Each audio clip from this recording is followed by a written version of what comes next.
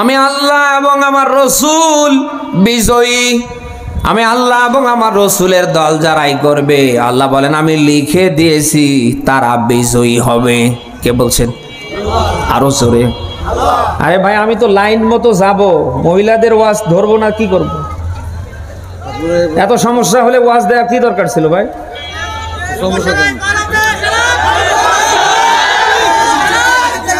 না আইসি আমি তো মেয়েদের নিয়ে কথা বলবো ভাই, একটু সময় দেন না, আমার জায়গা মতো যেতে দেন। আমি কি কোনো উল্টাপাল্টা কথা বলেছি? কোন দলের বিরুদ্ধে বলেছি? কোন দলের পক্ষে বলেছি? দেশ আমাদের, আগামীতে দেশ যেভাবে সুন্দর থাকে আমি সেই রূপরেখা তুলে ধরছি। এটাও যদি এখন আপনাদের ভেতরে সহ্য না হয়, কামড়া কামড়ি শুরু হয়ে যায়, তা আমারে না নিয়ে এসে আর কাউকে নিয়ে আসা অনেক ভালো ছিল। কারণ আপনারা আমার ওয়াজ দেখেছেন যে আমি কি। এখনো কি এই দেশে হাসিনা আছে? যে হ্যালো, এখনো এই সময় যদি কোরআনের কথা শুনলে আপনাদের গা কাঁপে, এদের কি অবস্থা বলেন? আপনি যদি মুসলমান হন, আগামীর দেশ কোরআন দিয়ে চলবে, আপনি কি বিরোধিতায় হাত রাখতে পারেন? জীবন যাকার থাক, আপনার কাজ হবে কি করে আগামীর দেশ কোরআন দিয়ে চলে। আপনি বিএমপি করেন, তাতে সমস্যা কি? জামাতি ইসলাম করেন, জাতীয় পার্টি করেন, সমস্যা কি? আপনি তো মুসলিম। এই কথাগুলি বলার পরেও যদি এখন আপনারা বলেন যে না, তাহলে মহিলাদের ওয়াজ করি, থাক, শেষ।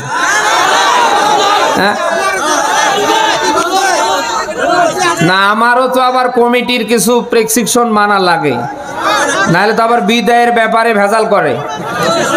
আপনারা তো আমারে নিয়ে আসেন না, নিয়ে তো এসেছে ওরা। হ্যাঁ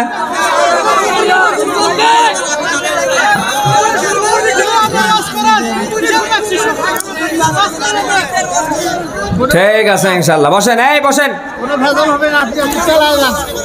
বেরিও লালমনিরহাটবাসী আমরা যে কথাই ছিলাম, আল্লাহর দল যারাই করবে আল্লাহ তাদের বিজয় দেবে না দেবে না?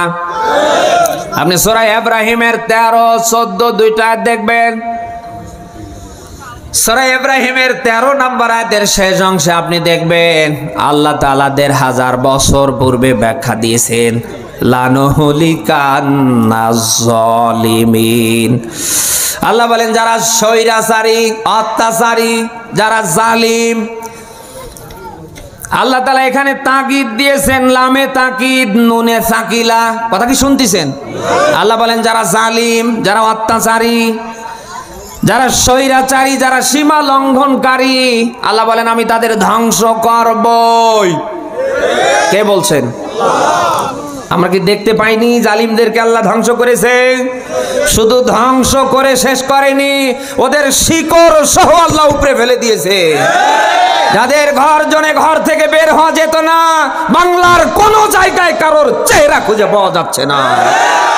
শুধু তাই জালিমদের বাড়ি, জালিমদের BMW গাড়ি, জালিমদের বানানা রিসোর্ট সব আল্লাহ জনশূন্যে পরিণত করে দিয়েছে। আল্লাহ বলেন ফাতিলকা বুয়ুতুহুম খাবিয়াতাম বিমা যালামু। তোমরা কি দেখতে পাচ্ছ না ওই জালিমদের দিকে? শুধু মানুষের উপরে জুলুম, অত্যাচার, টর্চার করবার কারণে তাদের বাড়িগুলো, তাদের রিসোর্টগুলো, তাদের বড় বড় অট্টালিকা, গাড়িগুলো সব আমি আল্লাহ জনশূন্যে পরিণত করে দিয়েছি। ১.৫ দশকের জালিমদের কারোর চেহারা খুঁজে পাওয়া যাচ্ছে? বিশাল বড় বড় বাড়ি পড়ে আছে, BMW গাড়ি পড়ে আছে, আছে কেউ? ধ্বংস করেছে কে? আল্লাহ তাআলা বলছেন লানুহলিকান্নাজ-জালিমিন, লামে তাকিদ নুনে সাকিলা, তাকিদ দিয়ে আল্লাহ বলছেন যারা জালিম, যারা অত্যাচারী, যারা স্বৈরাচারী, আল্লাহ বলেন তাদের অবশ্যই আমি ধ্বংস করব। এটা বানালাম। সূরা ইব্রাহিমের 14 নম্বর আয়াতের প্রথম অংশে আল্লাহ দিয়েছেন, কষ্ট হচ্ছে না তো? আল্লাহ বলেন ওয়ালা নুসকিনান্নাকুমুল আরদ, আর আল্লাহ তাআলা বলেন আর যারা মাজলুম, যারা অসহায়, আল্লাহ বলেন এদেরকে আমি আল্লাহ প্রতিষ্ঠিত করবই। কে বলছেন? দুইটা আয়াতে দুই রকম কথা। আল্লাহ বলেন যারা জালিম এদেরকে আমি আল্লাহ ধ্বংস করবই, আর যারা মাজলুম যারা অসহায় তাদেরকে আমি আল্লাহ প্রতিষ্ঠিত করবই। তাহলে এর থেকে কি বোঝা গেল? জালিমদের পক্ষে আল্লাহ আছে, অবশ্যই আল্লাহ আছে। আছে? জালিমরা এমন বিপদে পড়েছে, আমরা জানি মানুষ বিপদে পড়লে দোয়া ইউনুস পড়ে, জালিমরা ও দোয়াও পড়তে পারছে না, কারণ ক্ষমতায় আছে ডক্টর ইউনুস। বলেন না কেন? আমরা বিপদ দেখলে দোয়া পড়ি লা ইলাহা ইল্লা আনতা সুবহানাকা ইন্নী কুনতু। জালিমরা এমন বিপদে আছে দোয়া পড়তে গেলেই ক্ষমতায় আছে। বলেন। এরপরে আল্লাহ তাআলা বলেন ওয়ালা নুসকিনান্নাকুমুল আরদ, আর যারা মাজলুম যারা অসহায় আল্লাহ বলেন তাদের আমি প্রতিষ্ঠিত করবই। এই দুইটা আয়াত থেকে দুইটা শিক্ষা বের হয়। জালিমদের পক্ষে আল্লাহ নেই, মাজলুমদের পক্ষে আল্লাহ আছে, তিনি সামনে থাকবেন। থাকবেন না? আরো জোরে। মাজলুমদের পক্ষে কেউ না থাকলে আরো জোরে। ১৫০০ বছর পূর্বে সূরা কসাসের ৫ নাম্বার আয়াতে আল্লাহ মাজলুমদের ব্যাপারে ব্যাখ্যা দিয়েছেন, ওয়া নুরিদু আন্নামুন্না আলাল্লাযীনা ইসতুদঈফু ফিল আরদ ওয়া নাজআলাহুম আইম্মাতাও ওয়া নাজআলাহুমুল ওয়ারিসিন। আয়াতটার দিকে খেয়াল করেন। আল্লাহ বলেন জালিমরা চেয়েছিল মাজলুম যারা অসহায় যারা তাদেরকে দুর্বল দাবিয়ে রাখতে, আর আমি আল্লাহ সহ আমার ফেরেশতারা আমরা চেয়েছিলাম মাজলুম যারা অসহায় যারা তাদেরকে হাইলাইট করতে। সুবহানাল্লাহ বলতে পারেন না? দুনিয়ার সব জালিমরা চেয়েছিল মাজলুম যে দল এই দলটাকে দাবিয়ে রাখতে, আর আল্লাহ তার ফেরেশতারা সবাই মিলে চেয়েছিল এই অসহায় মাজলুম দলটিকে কি করতে? আরো জোরে বলেন। শুধু হাইলাইট করতেই শেষ না, ওয়া নাজআলাহুম আইম্মাতা ওয়া নাজআলাহুমুল ওয়ারিসিন। আল্লাহ বলেন রাষ্ট্র ক্ষমতা পর্যন্ত ওদের হাতে দিতে। সুবহানাল্লাহ বলতে পারেন না? এজন্য মাজলুমদের পক্ষে কেউ না থাকলে কে আছে? ৩ শ্রেণীর মানুষের দোয়া আল্লাহর কাছে কবুল হয় পর্দা ছাড়া। তার ভেতরে অন্যতম হচ্ছে যারা মাজলুম অসহায় মানুষ যখন আল্লাহর কাছে হাত উঠায়, আল্লাহ আর বান্দার হাতের মাঝে কোনো পর্দা থাকে না। অতএব মাজলুমদের পক্ষে কেউ না থাকলে কে আছে? তিনি থাকবেন না, থাকবেন না। অতএব যা করছেন একটু ঠান্ডা মাথায় চিন্তা ভাবনা করে করেন। আপনার হাতের দ্বারা, জবানের দ্বারা, আপনার ক্ষমতার দ্বারা, আপনার দ্বারা যেন কেউ কষ্ট না পায়, অত্যাচারিত না হয়। হক পৃথিবীতে দুইটা। কয়টা? সবাই বলে। একটা হকুল্লাহ আর একটা হকুল ইবাদ। একটা হলো আল্লাহর আর একটা তার বান্দার। আল্লাহর হক কি? তিনি আপনাকে দুনিয়ায় পাঠিয়েছেন আপনার জীবন যাক আর থাক, তার বিধান তার দাসত্ব গোলামি আপনাকে করতেই হবে। এই হকটা যেন কার? এখন আপনি করলেন না, আল্লাহ যদি দয়া করে, যেহেতু তার এটা পার্সোনাল সিক্রেট বিষয়, তিনি আপনাকে মাফও করে দিতে পারে। এই যে আর একটা হক হচ্ছে হকুল ইবাদ, বান্দার হক। আপনি বান্দাকে যদি কোনোভাবে কষ্ট দেন, বান্দার যদি গীবত করেন, পর নিন্দা করেন, সমালোচনা করেন, আপনি যদি জেনে শুনে বুঝে বান্দাকে কষ্ট দেন, বান্দার ক্ষতি করেন, এই বান্দা যতক্ষণ পর্যন্ত আপনারে মাফ না করবে ততক্ষণ মাফ করবে না। আরো জোরে। সেই জুলুম থেকে আমরা বাঁচতে পারবো তো? আমাদের হাত দ্বারা, জবান দ্বারা যেন সামনে কেউ কষ্ট না পায়, এমন জীবন করিব গঠন, মরার পরে যেন কাঁদে ভুবন। ওই রকম জীবন গঠন করিয়েন না মরে যাবার পরে মানুষ সোশ্যাল মিডিয়া গরম করে ফেলে আর সবাই লেখে আলহামদুলিল্লাহ। এরকম কিছু মৃত্যু আছে না? বলেন না কেন? আমরা জানি মানুষ মরে গেলে সবাই পরে ইন্না লিল্লাহ। আমরা দেখতে পাচ্ছি কিছু মানুষ মরে যায়, কোনো ইন্না লিল্লাহর নাম নেই, সবাই লিখে যায় আলহামদুলিল্লাহ। এরকম করিয়েন না, অন্তত এই কাজগুলি করিয়েন না। আপনার এন্তেকালের পরে যেন দল মত নির্বিশেষে মানুষ যেন জানাজা পর্যন্ত এসে নামাজ পড়ে দুহাত তুলে আল্লাহর কাছে দোয়া করতে পারে। আপনার বিবেকের কাছে প্রশ্ন করছি, আপনি এই ক্ষণিকের কয়েকটা দিনে আপনি কি এরকম জীবন গঠন করতে পেরেছেন? মরে যাবার পরে জানাজায় এসে দোয়া কালাম পড়া তো দূরের কথা, এখনই অনেক মানুষ তাহাজ্জুদ করে আপনার জন্য বদদোয়া করছে। আল্লাহ সবাই মরে যায়, সেই শয়তানটা মরবে কবে? নেই এরকম? যদিও সামনাসামনি আপনাকে সালাম দেয়, কিন্তু একটু আড়াল হলে আপনার 14 গোষ্ঠী ধরে গালি দেয় না, এরকম মানুষ এখানে নেই। হ্যাঁ, কে আছেন? হাত তোলেন তো। আপনি সূরা দোখানের 29 নম্বর আয়াত দেখবেন, 1500 বছর পূর্বে আল্লাহ ব্যাখ্যা দিয়েছেন, ফামা বাকাতা আলাইহিমুস সামাউ ওয়াল আরদ ওয়া মা কানু মুনজারিন। বলেন আল্লাহু আকবার। আয়াতটার দিকে খেয়াল করেন, আল্লাহ বলেন অতঃপর এমন কিছু মরণ আছে, মৃত্যু আছে, যে মরণে যে মৃত্যুতে আসমানও কাঁদে না, জমিনও কাঁদে না, ওয়া মা কানু মুনজারিন, এবং তাদেরকে কোনোভাবে অবকাশও দেয়া হয় না। কে বলছেন? আরো জোরে বলেন। অপর সিস্টেম দেখুন, আবার এমন কিছু মরণ আছে যে মরণে যে মৃত্যুতে আসমানও কাঁদে, জমিনও কাঁদে। শুধু আসমান জমিন কাঁদে না, আল্লাহর যত সৃষ্টি একেবারে গর্তের পিপিলিকা থেকে ফেরেশতারা পর্যন্ত কান্না করে। তার বাস্তব প্রমাণ মরহুম শহীদ আল্লামা সাঈদীর মৃত্যুতে আমরা দেখেছি। ফেসবুকের এমন কোন আইডি বাদ ছিল না যে তার ছবি পোস্ট না করে মানুষ কান্না না করেছে। সাত দেয়ালের মাঝখানে তার লাশটাকে আটকিয়ে জানাজা দেবার এই জালিমরা সর্বাত্মক প্রচেষ্টা চালিয়েছে। এরপরে আল্লামা সাঈদী ফাউন্ডেশনে আমরা দেখেছি লক্ষ লক্ষ মানুষের সমাগম। সে কথাই আল্লাহ তাআলা বলছেন এমন কিছু মরণ আছে, মৃত্যু আছে, যেগুলো তো আসমানও কাঁদে না, জমিনও কাঁদে না। আবার এমন কিছু মরণ আছে, মৃত্যু আছে, আসমান জমিন বলে কথা না, একেবারে গর্তের পিপিলিকা থেকে ফেরেশতারা পর্যন্ত কান্না করে। এরকম জীবন গঠনের দরকার আছে না নেই? আপনি কিসের মাস্তানি দেখান, ক্ষমতা দেখান? এই যে ধন সম্পদ, টাকা পয়সা, শেয়ার গেয়ার, এটা আজ আছে কাল নেই। নদীর পানির মতো না, এটা আসতে দেরি, এটা ছুটে যেতে দেরি না। বলে না কেন? কারোর শেয়ার, কারোর গেয়ার কি স্থায়ী? দ্বিতীয় বক্তা কিন্তু একটা কথা বলেছে, পৃথিবীতে একটা মাত্র শেয়ার স্থায়ী, সে শেয়ার কার?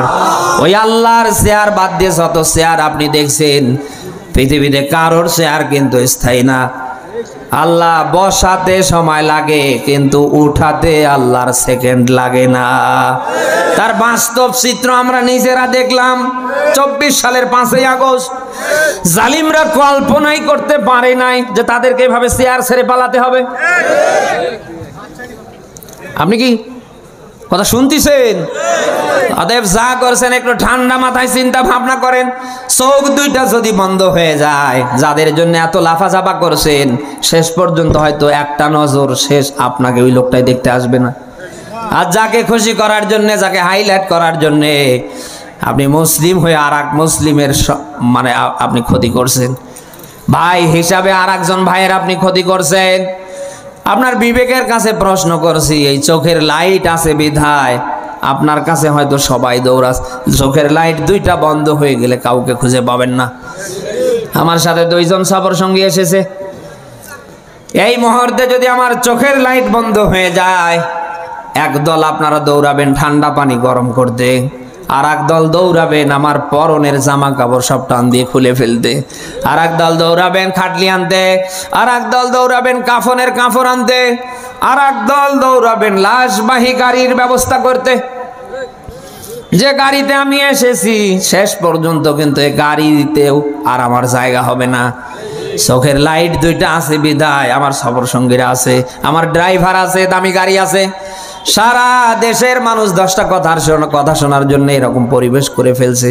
চোখের লাইট দুইটা যদি বন্ধ হয়ে যায়, আমার ডানে বামে সামনে পিছনে আর কেউ থাকবে? আরো জোরে বলেন। ঠিক একই তো অবস্থা আপনারও। কিসের মাস্তানি করেন, কিসের ক্ষমতা দেখান, কিসের শেয়ার গিয়ার নিয়ে লাফাঝাফা করেন? আপনি কি নিয়ে যেতে পারবেন আমারে বলেন তো?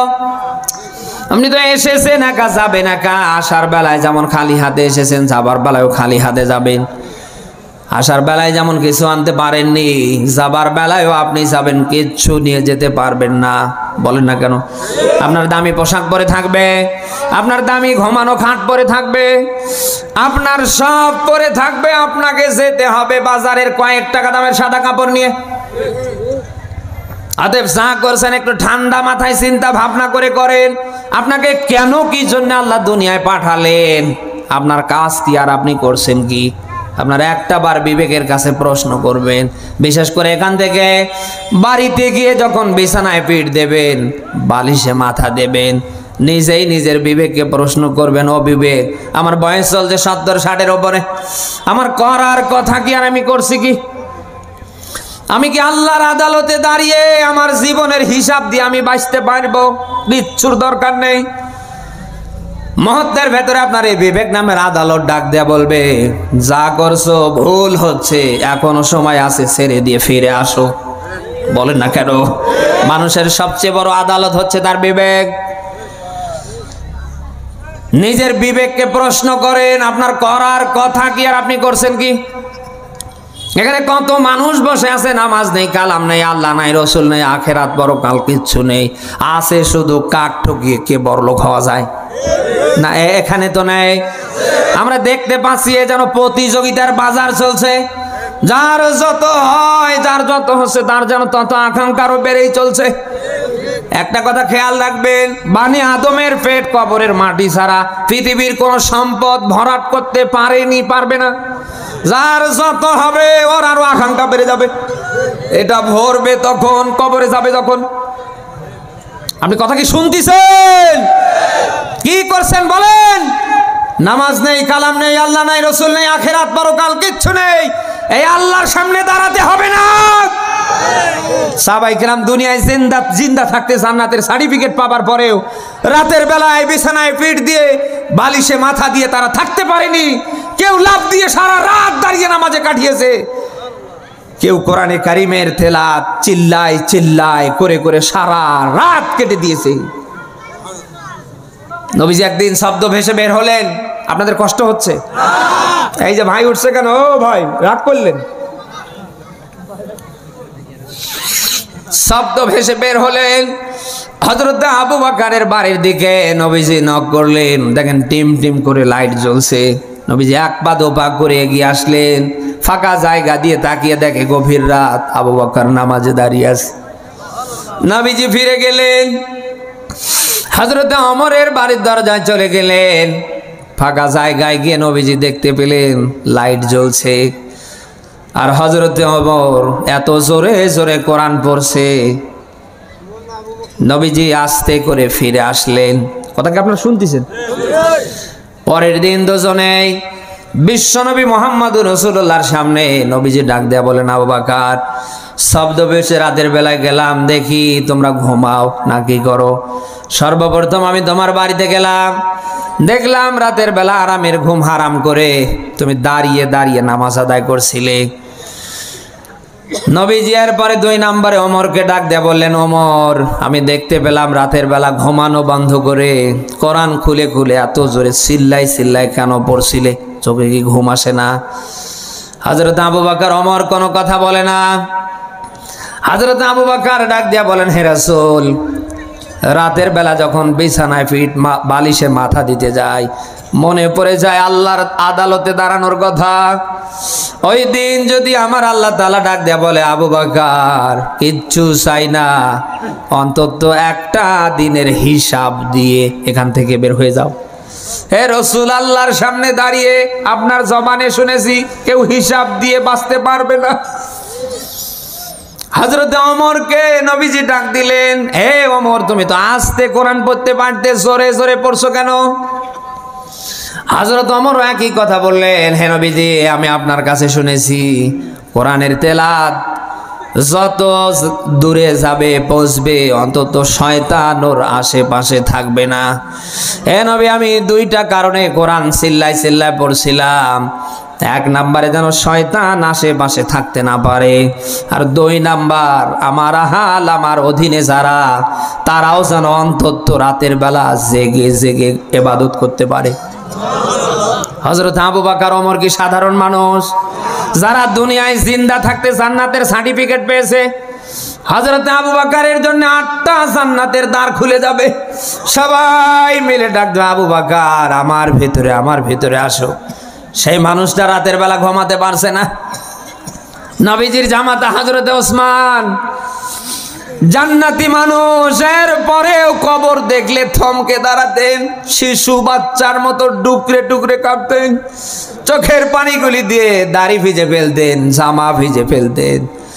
প্রায় সাহাবীরা জিজ্ঞেস করতেন, ভাই ওসমান, জাহান্নামের কথা শুনলে আপনার চোখ থেকে পানি আসে না, কিন্তু কবর দেখলে আপনি থমকে দাঁড়ান কেন? আর ছোট্ট বাচ্চার মতো ডুকরে ডুকরে কান্না করেন কেন?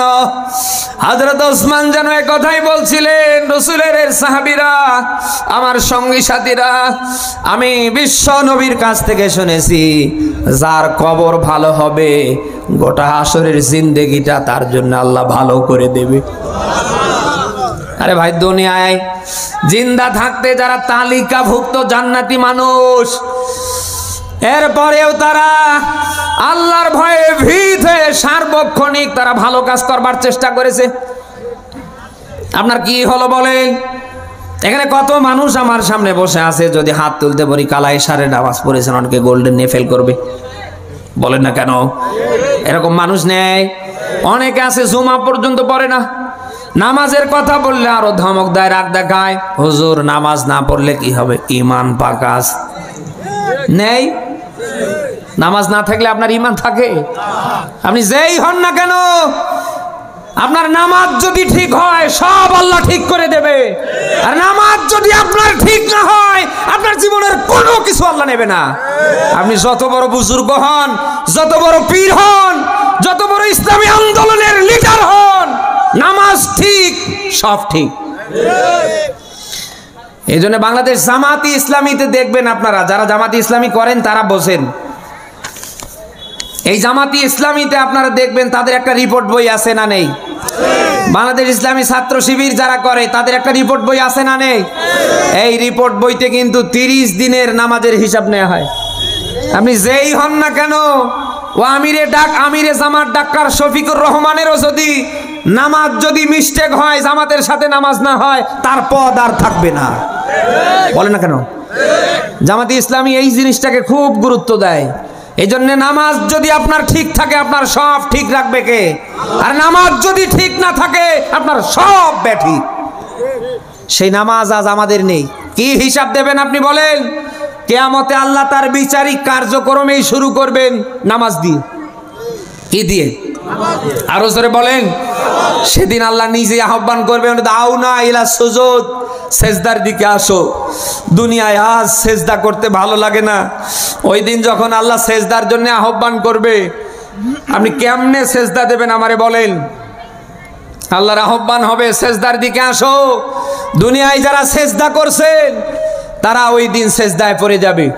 আল্লাহ তাআলা আহ্বান করবে, ফাদখুলি ফি ইবাদি ওয়াদখুলি জান্নাতি, আমার বিশিষ্ট বান্দাদের দলে দীক্ষিত হও, ওয়াদখুলি জান্নাতি, আমার জান্নাতে প্রবেশ করো। আর দুনিয়ায় যারা সেজদা দিচ্ছেন না, আল্লাহ আপনার মাজা কোমর কাঠের চেয়ে লোহার চেয়ে শক্ত করে দেবে। আপনি অনেক চেষ্টা করবেন কিন্তু আপনি হেলতে ধুলতে পারবেন না। আল্লাহ আপনাকে লাঞ্ছিত অপমানিত করবে। আল্লাহ গোসা হয়ে রাগান্বিত হয়ে আল্লাহ আপনাকে ধমক দেবে। আর আল্লাহ এই কথা বলবে, ওয়াকিল আল ইয়াউমা নানসাকুম কামা নাসিতুম লিকা ইয়াউমিকুম হাদা ওয়া মাআওয়াকুমুন নার ওয়া মা লাকুম মিন নাসিরিন। আমি আল্লাহ আজ তোমাদের ভুলে গেলাম যেমন তোমরা দুনিয়ায় আমার নামাজ থেকে আমার বিধান থেকে তোমরা ভুলেছিলে। কে বলবে? আর হুজুরে এই যে 5 বার মুয়াজ্জিন ডাকছে, হাইয়া আলাস সালাহ হাইয়া আলাল ফালাহ, ডাকছে না? নামাজের জন্য আসো, এখানে আসলে লাভ হবে, কল্যাণ হবে। এই যে 5 বার আপনাকে মুয়াজ্জিন ডাকছে, আপনার যেন কানেই ঢুকছে না। আল্লাহ তাআলা ধিক্কার দেবে, ওয়ামা ওয়াকুমুন নার, তোমার ঠিকানা জাহান্নাম, ওমা লাকুম মিন নাসিরিন, আজ কোনো সাহায্যকারী নেই। সামান্য দুনিয়ার একটু সিজনারি ঠান্ডা আপনি সহ্য করতে পারেন না, সামান্য সিজনারি গরম সহ্য করতে পারেন না। নিজের বিবেকের কাছে প্রশ্ন করছি, আপনি যা করছেন আপনার কর্মের কারণে যদি কিয়ামতে আল্লাহ জাহান্নামের আগুনে জ্বালায়, আপনি কেমনে সহ্য করবেন আমারে বলেন? দুনিয়ার আগুন জ্বলছে বিভিন্ন কাঠ খড়ি দিয়ে, বল না কেন? আর জাহান্নামের আগুন কি দুনিয়ার কাঠ খড়ি দিয়ে জ্বলবে? জাহান্নামের আগুন আল্লাহ জ্বালাবে মানুষ আর পাথর দিয়ে। দুনিয়ার আগুনের তুলনায় জাহান্নামের আগুনের তাপমাত্রা হবে 69 গুণ বেশি। কত বলেন?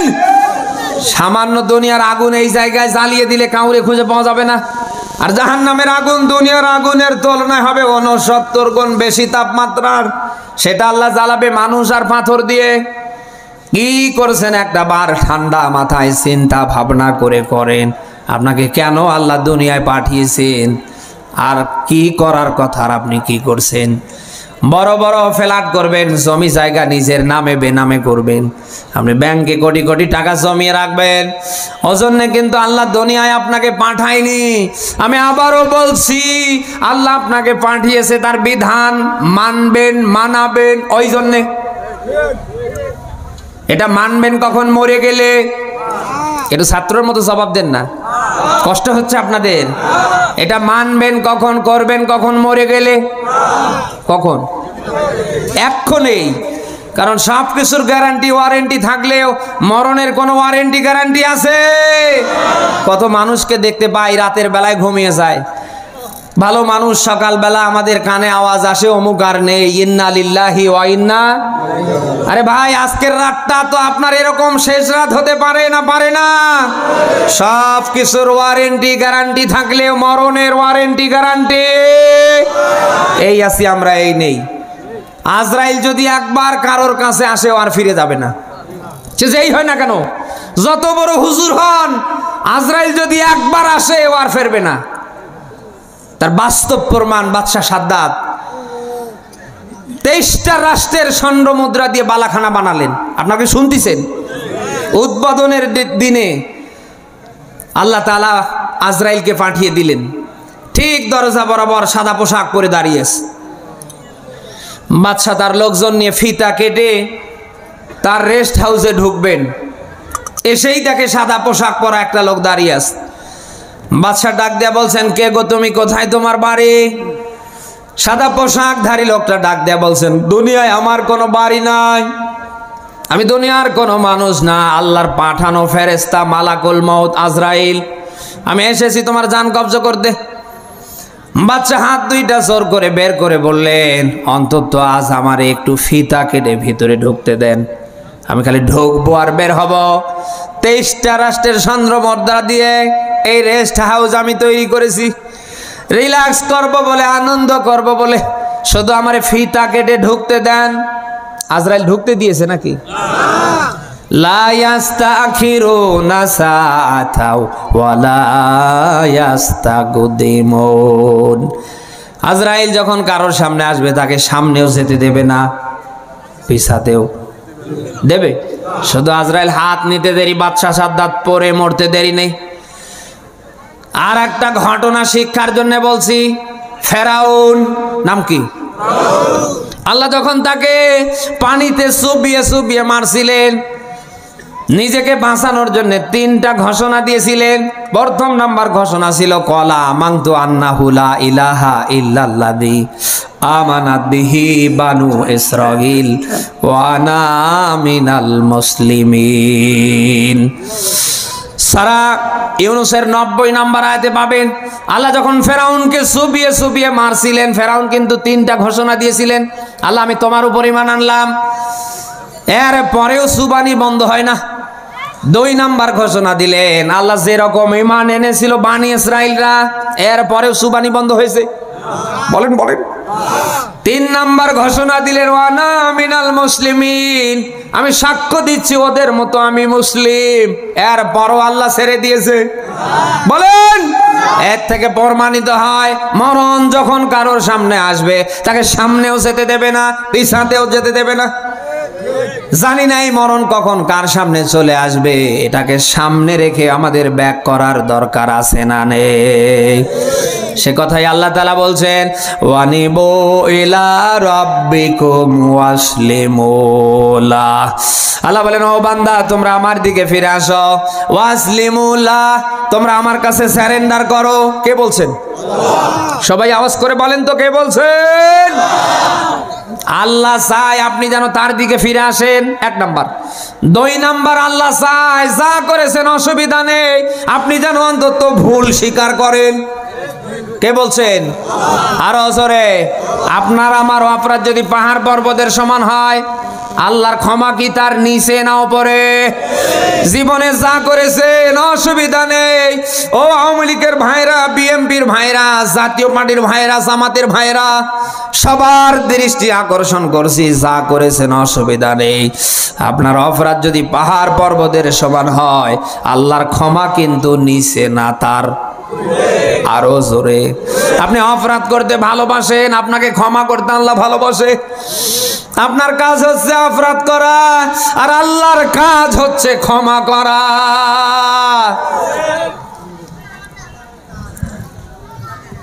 সেই আল্লাহ তাআলা আপনাকে হাত ছানি দিয়ে ডাকছে। কেন ডাকছে? কারণ আছে না নেই? সব আলেমরা ব্যাখ্যা দিয়েছেন আল্লাহ কেন তার দরজা খুলে আপনাকে ডাকছে। বান্দা আমার দিকে ফিরে আয়, আমার কাছে ভুল স্বীকার কর, আমার কাছে সারেন্ডার কর, আত্মসমর্পণ কর। আলেমরা ব্যাখ্যা দিয়েছে আল্লাহ এই জন্যই করছে, কোন সৃষ্টিকে আল্লাহ নিজ হাতে বানায়নি, একটা মাত্র সৃষ্টিকে আল্লাহ নিজ হাতে বানিয়েছে, তার নাম মানুষ। নাম কি? আরো জোরে বলেন। আপনি দেখেন তো পৃথিবীতে যত সৃষ্টি, সকল সৃষ্টির উপরে শ্রেষ্ঠত্ব আল্লাহ একটা সৃষ্টিকে দিয়েছে, তার নাম বলেন বলেন বলেন বলেন। মানুষকে আল্লাহ এত সুন্দর করে বানিয়েছে, তামাম পৃথিবীর সব সৃষ্টির সাথে মানুষকে দাঁড় করান। সকল সৃষ্টির চেয়ে উত্তম আকৃতিতে সুন্দর করে আল্লাহ শুধু মানুষ বানিয়েছেন। শুধু মানুষ বানিয়ে আল্লাহ শেষ করেনি, সকল সৃষ্টির উপরে আল্লাহ শ্রেষ্ঠত্ব দিয়েছেন। এই যে বিশাল আসমান, কোন খুঁটি পিলার আছে? বলেন। বিশাল জমিন, আল্লাহ শুধু বিছানা বানায় শেষ করেনি, ওটাকে একেবারে বিছানা বানানোর মতো করে দিয়েছে। আসমান জমিন যেন তার ভারসাম্য হারাতে না পারে, এই জন্য জমিনের উপরে বড় বড় পাহাড় আল্লাহ দাঁড় করে রেখেছে। চক্ষু ভরে যত কিছু আপনি দেখছেন, সব আপনার আমার জন্য আল্লাহ না কার জন্যে? নিয়ামত হিসেবে দেয়নি? বলেন না কেন? সেই মানুষ কিয়ামতে জাহান্নামে যাবে, এটা আল্লাহ চায়? আল্লাহ মানুষ বানাবেন, ফেরেশতাদের ডাকলেন। ফেরেশতারা বলেন আল্লাহ এদের বানানোর দরকার নেই, এদের বানালে এরা দুনিয়ায় গিয়ে ভাই ভাই মারামারি করবে, এরা জমি দখল করবে, ক্ষমতার চেয়ারে আসার জন্য এরা রক্তপাত ঘটাবে। কোন রকম বাংলার কোন এই চেয়ারগুলিতে বসতে পারলে ওরা 71, 61 টার্গেট নেবে। অতএব এদের বানানোর পাঠানোর দরকার নেই, বরং আমরাই তো আপনার গুণ কীর্তন করছি। আল্লাহ তাআলা তার একক সিদ্ধান্তে মানুষ বানালেন, সেই মানুষ কিয়ামতে জাহান্নামে যাবে, এটা কি আল্লাহ চায়? আরো জোরে। সেই আল্লাহ তাআলা হাত ছানি দিয়ে ডাকছে, ও বান্দা 1 নম্বরে আমার দিকে ফিরে আসো, 2 নম্বরে আমার কাছে আত্মসমর্পণ করো। তুমি যদি আমার কাছে ফিরে আসতে পারো, আমার কাছে যদি ভুল স্বীকার করতে পারো, নত হতে পারো, সারেন্ডার করতে পারো, আমি আল্লাহ বলছি তোমার সব অপরাধ আমি আল্লাহ মাফ করে দেব।